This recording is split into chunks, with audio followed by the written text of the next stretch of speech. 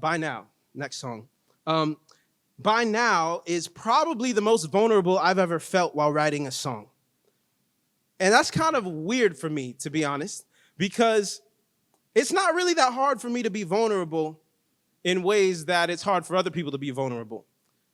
I have no problem. I mean, sharing stuff that happens to me. That's my job. I stand on stage and put myself on blast all the time. You know what I'm saying? I will be on an airplane talking to random strangers about my daddy issues, about my chronic illness and how my booty bleed, about my failed attempts at romance and how I got dumped with zero hesitation, like absolutely none. But for some reason, this song was hard for me to write.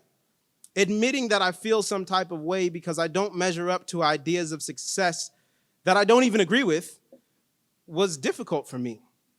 I'm definitely not where I thought I would be at my age, right? I'm 33, and my life looks nothing like I imagined it would. Nothing like my parents imagined it would. And even though I love my life, sometimes I feel embarrassed that it's not more traditional.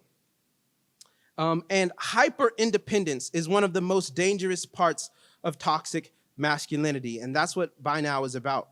We live in a pull yourself up by your own bootstraps culture, and for men particularly, not needing help is a virtue. It's a sign of strength. Needing help proves that you're weak, and you can't do things for yourself like real men.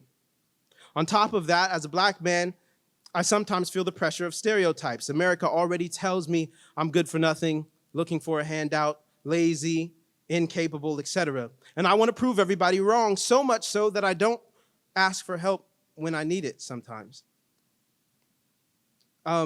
Again, to reference All About Love by Bell Hooks, which is one of my favorite books, she talks about this in the context of what many consider a traditional family unit. And in America, that has meant a mother and father and kids, with the father being the primarily responsible for the financial stability and overall physical and spiritual well-being of the family. The two parents almost never ask for help if they're having problems with their kids. And it's even seen as rude to offer advice to someone else's situation because you ain't supposed to tell nobody how to raise their kids. Whether you're single or married and a father, a good man, in a lot of people's minds, will fix whatever is wrong in their life, and they will fix it alone. This idea is white, is Western, is Eurocentric thinking. African wisdom says it takes a village to raise a child. And even after childhood, in many other countries, in many other cultures around the world, living with extended family for years and years after adolescence is common. In cultures all over the world, it's common for aunties and uncles or grandparents to live in households, and all the adults contribute to raising all the children. The responsibility to ensure everyone thrives belongs to everyone. But here, by the time you turn 18 or maybe 21, you're supposed to be completely independent and have everything figured out for the rest of your life. As ridiculous as that sounds, I still wish it was my reality, and I still feel embarrassed when it's not.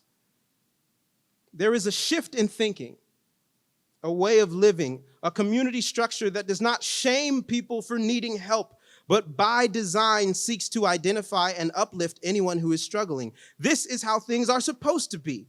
It doesn't mean that you've done anything wrong. It doesn't mean that you're less of a man. It means you're human. And humans are communal creatures. As the outro bridge reminds us, that's the way that it's supposed to be. We're created for community. There's no shame in being human.